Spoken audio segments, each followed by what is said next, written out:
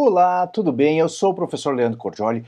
Leciono e pesquiso nas matérias da Filosofia do Direito, Teoria da Justiça e Teoria da Lei Natural. E hoje eu vou responder as perguntas que me foram feitas no Instagram. Não esqueça de assinar o canal e ativar o sininho para ser avisado dos futuros vídeos que eu devo subir. Então, sem mais demoras, o Fábio Rocha pergunta no Instagram qual seria o ponto de partida para quem quer estudar a lei natural e os direitos naturais.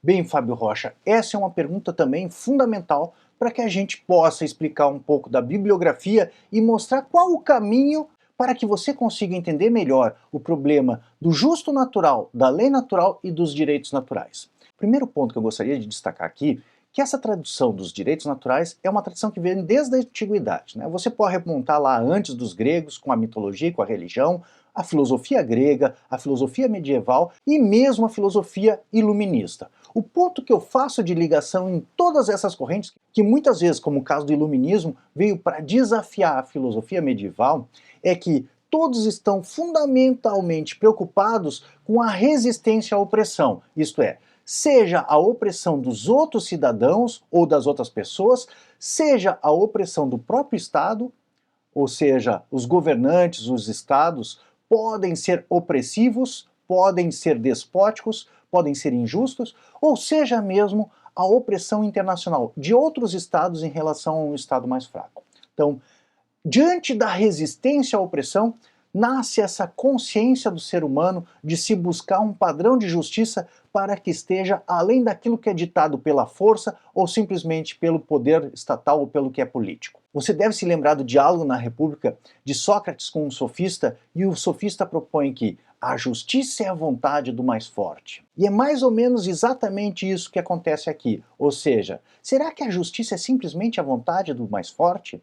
Se você entende que a justiça é simplesmente a vontade do mais forte e você deve se submeter, bom, aí você já desistiu da lei natural. Agora, se você acha que para além da força há de haver algo de justo, de correto, de razoável, de sensato na lei e no direito, isto é, a força estatal deve estar a serviço não do arbítrio, mas do que é sensato, do que é mais justo, aí sim você começa a se perguntar a respeito de um padrão de justiça ou um padrão de lei que supera a lei que é produzida politicamente. E esse é o problema da lei natural. É um problema, como eu já disse em outras aulas, em outros vídeos, que muitas vezes a pessoa pode até mesmo ser indiferente à existência ou não existência desse padrão. Mas na medida em que ela é uma pessoa que sofre uma injustiça e se revolta com essa injustiça, ela vai pensar, mas isso que fizeram comigo é injusto. Será que eles poderiam ter feito comigo? Em que pese estar na lei, não poderiam ter feito comigo isso. É uma grave injustiça.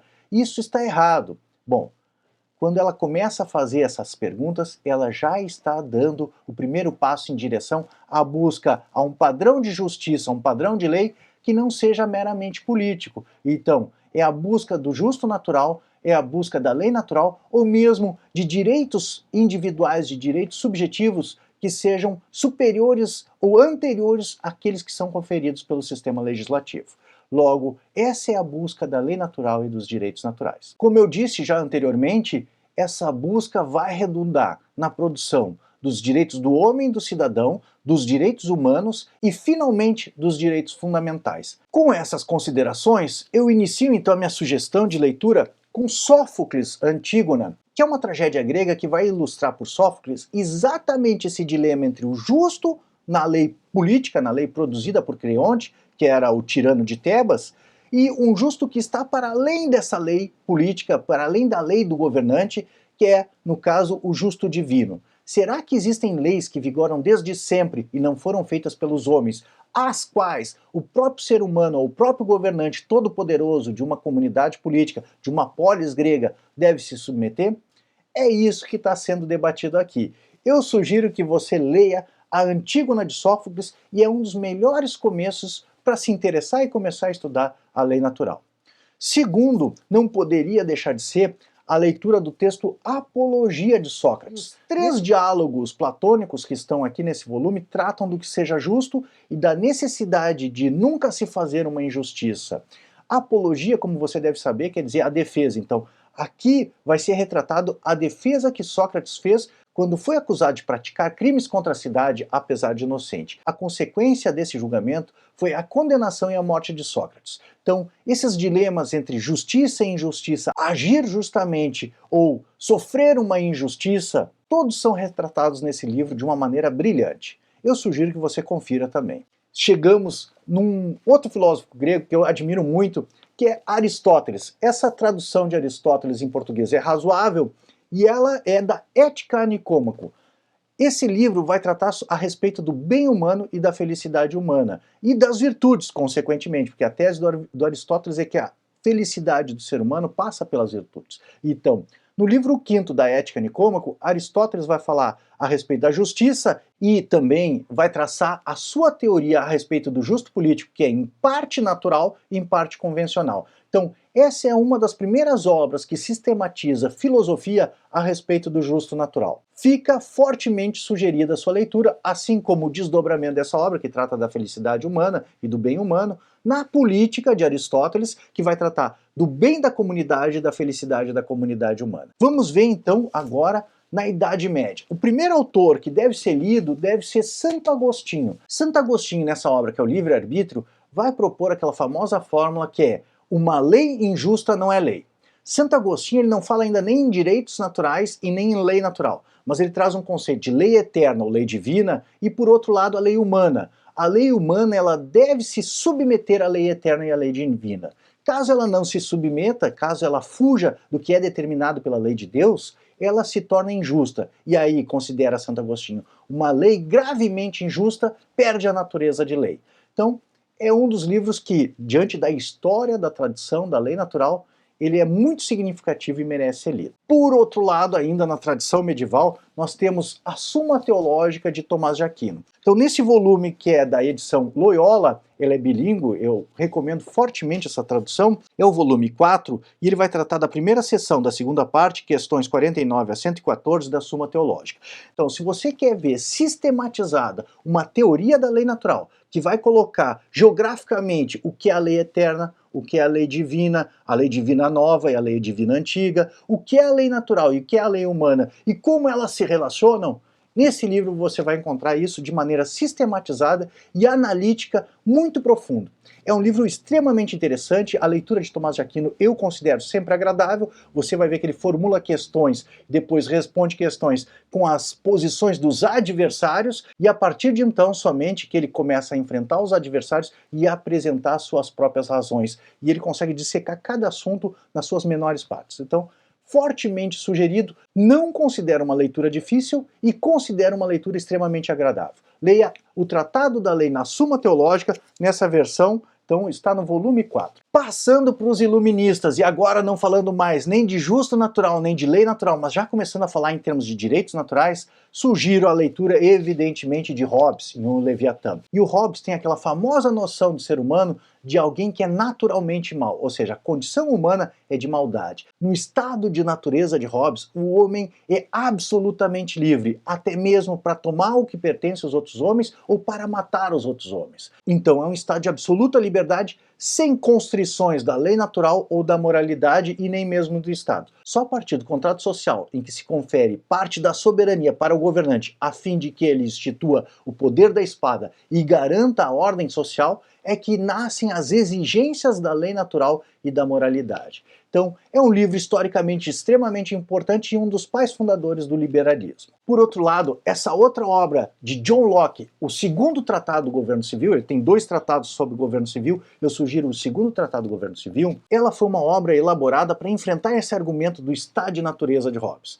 Locke considera que, no estado de natureza, o homem possui liberdade, contudo já existem as balizas da lei natural. Logo ele considera que a liberdade que Hobbes fala não é verdadeira liberdade, mas licenciosidade. Ele vai dizer que a liberdade envolve responsabilidade moral e envolve já as balizas da lei natural. E aqui começa a nascer a expressão direitos naturais. O homem tem direitos naturais, por exemplo, a igualdade e a liberdade, porque todos os homens nascem livres e iguais. Então é um livro fundamental para você entender alguns conceitos políticos e mesmo essa teoria dos direitos naturais que nasce no iluminismo e que vai gerar os direitos do homem e os direitos humanos. Sugiro ainda esse livro que tem também versão pocket, O Contrato Social, de Rousseau. Ele é um livro que também entra nessa tradição iluminista e que fortemente influenciou essas noções de liberdade, igualdade e direitos do homem que ingressaram na Declaração de Direitos do Homem e do Cidadão da Revolução Francesa. Então, o Contrato Social de Jean-Jacques Rousseau também merece ser lido. Finalmente, não menos importante, o desafiador Immanuel Kant. Nessa obra, que é a fundamentação da metafísica dos costumes, ele vai trazer a questão do imperativo categórico. E aqui, se você já compreende um pouco de tomismo e aristotelismo, você vai passar a entender as diferenças que caracterizam a nossa filosofia atual e essa noção de direitos humanos, em virtude dessa virada copernicana que Immanuel Kant faz em relação, passando da ética para a moralidade, isto é, do estudo da felicidade para o estudo do dever, o que é devido pelo devido. Talvez você tenha até ficado assustado com essa quantidade de livros que eu te apresento, mas como eu adverti, estudar a lei natural é ao mesmo tempo estudar a história da filosofia, a história do pensamento humano, porque boa parte dos pensadores se dedicaram a essa questão da justiça e injustiça, da moralidade, do direito e da política. Logo, um livro que pode te ajudar a te organizar como um roteiro e até mesmo você entender quais são as características de cada um desses autores, é esse excelente livro de Lewis Strauss, que é Direito Natural e História. Então, ele faz uma introdução histórica ao direito natural, começa lá na antiguidade, passa pelos gregos, passa pelos medievais, passa pelos iluministas e mostra como nasceu essa noção de direito subjetivo, ou melhor, de direito natural, né, dos direitos naturais. É um livro que é fortemente recomendado. Já nos dias de hoje, te sugiro que leia inicialmente esse livro que é Michel Villey, que foi um dos primeiros livros que eu li a respeito de direito natural, que vai falar de filosofia do direito, definições e fins do direito, os métodos do direito. Ele faz uma introdução histórica ao direito natural e à filosofia do direito, então vale a pena ser lido. Recomendo também que você leia esse livro, que não considero muito difícil, não é muito extenso, de Javier Hervada, O que é o Direito? A Moderna Resposta do Realismo Jurídico. Também recomendo que você leia essa obra, Direito Natural em Tomás de Aquino. Esse aqui, como eu falei, eu gravei um grupo de pesquisa que eu fiz, em que eu passei todos os capítulos desse livro, que é uma grande síntese elaborada pelo professor John Finnis a respeito do seu pensamento de Tomás de Aquino e mesmo sobre a sua própria teoria, isto é, em que pese ele está falando de Tomás de Aquino aqui, ele está propondo a sua leitura de Tomás de Aquino, que é o que vai repercutir na obra clássica dele, Lei Natural e Direitos Naturais. Para você ainda entender o professor John Finnis, não poderia deixar também de recomendar o livro que eu lancei ano passado, A Justiça e a Lei Natural, do professor John Finnis. Vou deixar link para aquisição aqui na descrição do vídeo, com um desconto especial para quem acompanha o meu trabalho aqui no YouTube. Finalmente, se você já tem algum conhecimento da obra do professor John Finnis, aí sim, te sugiro ler Lei Natural e Direitos Naturais. Essa é uma obra fundamental que revolucionou a filosofia do direito mundial em 1980, repropondo de modo defensável a teoria da lei natural e dos direitos naturais. E que pese haver algum descrédito nessa época a respeito dessa teoria, com o lançamento dessa obra, que foi encomendada para o professor John Finnis pelo professor Herbert Hart, famoso juspositivista e orientador em Oxford do doutorado do professor John Finnis, é uma obra que marcou a época e que é um clássico já na filosofia do direito e que merece ser lida. Então, se você quer entender a principal vertente de direito natural, ou melhor, de lei natural e de direitos naturais nos dias de hoje, eu sugiro que você se prepare e depois leia essa obra, Lei Natural e Direitos Naturais. Tenho certeza que você vai ficar com muitas dúvidas quando ler essa obra. Ela é uma obra difícil, mas eu mesmo tive que reler inúmeras vezes a fim de elaborar tanto o meu mestrado quanto o meu doutorado. E posso te garantir que em determinado momento eu comecei a entender quais são os pontos e o que o professor John Finnis quer dizer com lei natural. E essas são as principais recomendações de leitura e um roteiro de leitura que você pode buscar essa leitura histórica dentro do que tiver ao teu alcance para que você compreenda a tradição da lei natural, do justo natural e dos direitos naturais. Eu considero que você vai estar bem servido se você ler esses livros. E com isso eu encerro esse vídeo sobre questões e perguntas que eu recebi no Instagram. Não esqueça de curtir este vídeo e compartilhar com os teus amigos para ajudar a difundir as teorias da lei natural dos direitos naturais. Não esqueça também de conferir aqui na descrição do vídeo o link para a aquisição dessa obra, A Justiça e a Lei Natural, de John Finnis. Ela é uma obra que eu lancei o ano passado e está com preço promocional. Eu vou deixar o link para aquisição aqui na descrição do vídeo. Se você gostou desse vídeo, não esqueça de conferir a versão integral dele, em que eu respondo 6 perguntas que me foram feitas lá no Instagram. Um abração e uma boa semana. São os votos do professor Leandro Cordioli.